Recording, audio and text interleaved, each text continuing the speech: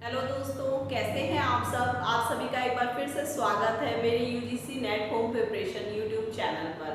मैं दीपिका शर्मा आज आपके सामने एक बार फिर से अपने नए वीडियो के साथ उपस्थित हुई हूँ। तो चलिए हम अपने वीडियो का नेक्स्ट टॉपिक जो है फ्रांस की क्रांति वो स्टार्ट करते हैं। तो फ्रांस की क्रांति स्टार्ट करने से पहले मैं आप लोग को एक बार फिर से बताना चाहती हूँ कि मैं एमए प्राइवेट के जो सोशोलॉजी के बच्चे हैं जो सीसीएस यूनिवर्सिटी से एफिलेटेड हैं उनके लिए मैं वीडियोस तैयार कर रही हूँ सोशोलॉजी सब्जेक्ट के। तो उसमें मैंने अभी तक जितने भी वीडियोस बनाए हैं उसमें मैंने आप लोगों को वो बताया था कि क्वेश्चन का पेपर पैटर्न कैसा होता है, क्वेश्चंस किस तरीके के आते हैं, किस टाइप से आप लोग को लिखना होता है। इसके बारे में मैं आप लोगों को एक बार जब मैं अपनी फ्रांस की क्रांति का जो मेरा नेक्स्ट टॉपिक है वो ख़त्म कर लूँगी तो उसके बाद मैं आप लोग को एक बार फिर से आप लोग का रिवीजन करवा दूंगी कि किस टाइप के क्वेश्चंस पेपर में आते हैं। तो मैंने आप लोगों को सोशोलॉजी के बारे में बताया कि समाजशास्त्र क्या होता है, इसके क्या क्या कारण रहे हैं, किस किस तरीके से ये डेवलप हुआ है। नेक्स्ट टॉपिक था हमारा औद्योगिक क्रांति का। औद्योगिक क्रांति के बारे में भी मैंने आप लोग को बताया, उसके सामाजिक कारण क्या रहे, उसके आर्थिक कारण क्या रहे, आखिर औद्योगिक क्रांति के क्या क्या फायदे हमारे भारत में हुए हैं, उसके बारे में भी मैंने आप लोग को डिटेल में बता दिया है। अब नेक्स्ट टॉपिक आज हम स्टार्ट कर रहे हैं अपना फ्रांस की क्रांति। ये टॉपिक जो है वो मोस्ट इम्पॉर्टेंट टॉपिक है क्योंकि इस टॉपिक से कम एक या दो क्वेश्चन जो है वो एग्जाम में जरूर आते हैं। तो आप लोग इस टॉपिक को अच्छे से तैयार करिएगा। इस टॉपिक से रिलेटेड जो भी क्वेश्चंस वगैरह हैं वो मैं आप लोगों को बता दूंगी कि किस टाइप के क्वेश्चन जो हैं वो एग्जाम में पूछे जाते हैं और उसका आंसर जो है वो किस किस तरीके से आप लोग को देना है। तो आज हम स्टार्ट कर रहे हैं अपना टॉपिक फ्रांस की क्रांति। फ्रांस की क्रांति जो है वो 5 मई 1789 ईस्वी में स्टार्ट हुई थी, जिसने शीघ्र ही बहुत ही ज्यादा भीषण रूप धारण कर लिया था। ये क्रांति जो थी वो इतिहास के राजनीतिक और सामाजिक जो उथल-पुथल परिवर्तन की अवधि थी जो 1789 से 1799 तक चली थी। जो फ्रांस की क्रांति थी हमारी 5 मई 1789 से जो थी हमारी वो 1799 तक चली। इस क्रांति के परिणाम स्वरूप जो फ्रांस में निरंकुश राजतंत्र था उसका अंत हो गया और लोकतांत्रिक शासन की स्थापना की गई थी। 18वीं शताब्दी में फ्रांसीसी समाज जो था वो हमारा 3 वर्गों में बट गया था।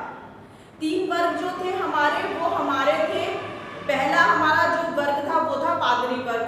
पादरी वर्ग में वो लोग आते थे जो चर्च के उच्च पादरी वर्ग व उच्च धर्माधिकार आते थे। ये लोग इस टाइप के होते थे कि इनको दूसरों के ऊपर जो है वो कर लगाने का अधिकार था। ये देखा जाए तो एक तरीके से अपनी मनमानी करते थे। जरूरत से ज्यादा जो है वो जो जनसाधारण लोग थे, जो कुलीन वर्ग लोग थे, उनके ऊपर कहीं ना कहीं बहुत ज्यादा प्रेशर लगाते हुए कर लगाते थे। तो इनको हर चीज का अधिकार था। सेकंड जो वर्ग आता है वो आता है हमारा कुलीन वर्ग।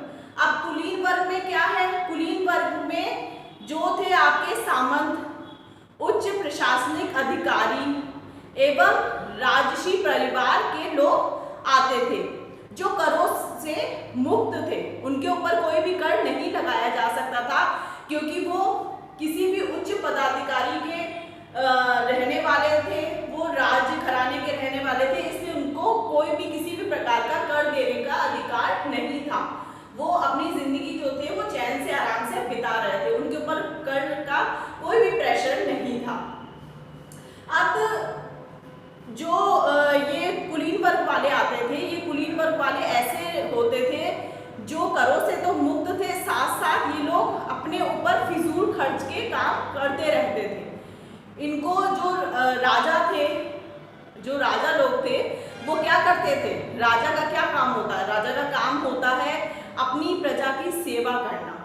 प्रजा में कहीं पर भी किसी तरीके की कोई परेशानी हो, उसके राज में कहीं पर भी किसी चीज़ की कोई ज़रूरत हो तो वो अपने राजघराने का जो धन होता था वो दे करके वो सारी चीज़ें प्रोवाइड कराते हैं, लेकिन यहाँ ऐसा नहीं था।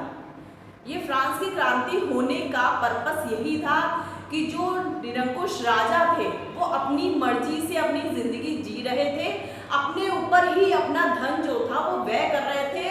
वो जो छोटे दर्जे के लोग थे उनके ऊपर जो है वो बिल्कुल ध्यान नहीं देते थे। उनकी प्रजा परेशान थी, गरीब थी या किस किस परेशानी से गुजर रही थी, उनको किसी तरीके का कोई भी मतलब नहीं था। वो सिर्फ अपने ऊपर, अपने पहनने में, अपने ओढ़ने में, अपने खाने पीने में, अपने रहन सहन में, अपने ऐशो आराम पे अपना सारा पैसा जो था वो खर्च कर रहे थे, जो प्रजा का था असल में। अब लास्ट जो हमारा वर्ग था वो था जनसाधारण वर्ग। अब जनसाधारण वर्ग जो था, ये लोग जो थे वो शिक्षित तो थे, उसके साथ साथ इसमें मजदूर वर्ग भी आ रहे थे। जो जनसाधारण वर्ग थे उसमें वो लोग भी आ रहे थे जो शिक्षित थे, और वो लोग भी आ रहे थे जो मजदूर वर्ग के लोग थे, जो किसान थे।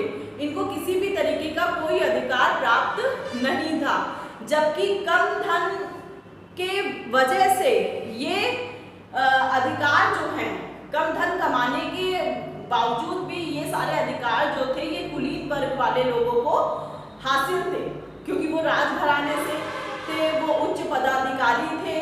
तो इस वजह से इन सबको जो था, जो ये कुलीन वर्ग थे, ये पादरी वर्ग जो थे, इन सबको सारी चीज़ों का अधिकार था कि ये अपने मन से कर भी लगा सकते थे, ये अपने मन से कर भी नहीं देते थे, और अपने मन से अपने ऊपर चाहे जितनी भी धन दौलत हो, वो चाहे प्रजा की ही क्यों नहीं धन दौलत हो, वो सारी अपने ऊपर वो खर्च करते रहते थे।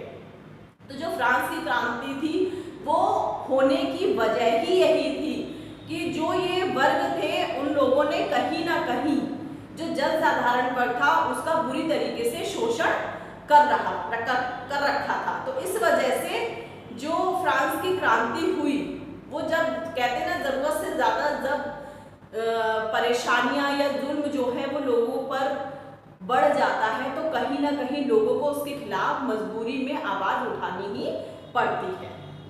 तो ये फ्रांस की क्रांति की वजह रही है। इसमें मैं आप लोग को बता देती हूँ जो इनके जो 3 वर्ग थे, उसमें आपका पहला वर्ग जो आता था, जो पहला वर्ग था वो मैं बता रही हूँ। पहला था आपका पादरी वर्ग। सेकंड जो आपका वर्ग था वो था आपका कुलीन वर्ग।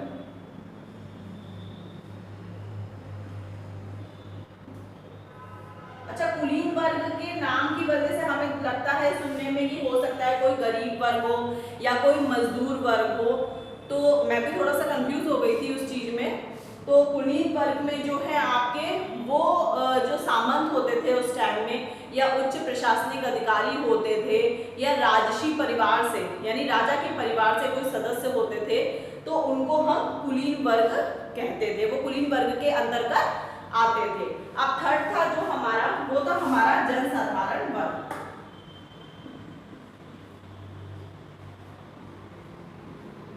जनसाधारण वर्ग। तो जनसाधारण वर्ग में आपके कुछ लोग आते थे जो शिक्षित होते थे, कुछ मजदूर वर्ग आते थे, कुछ आपके जो है वो किसान लोग आते थे।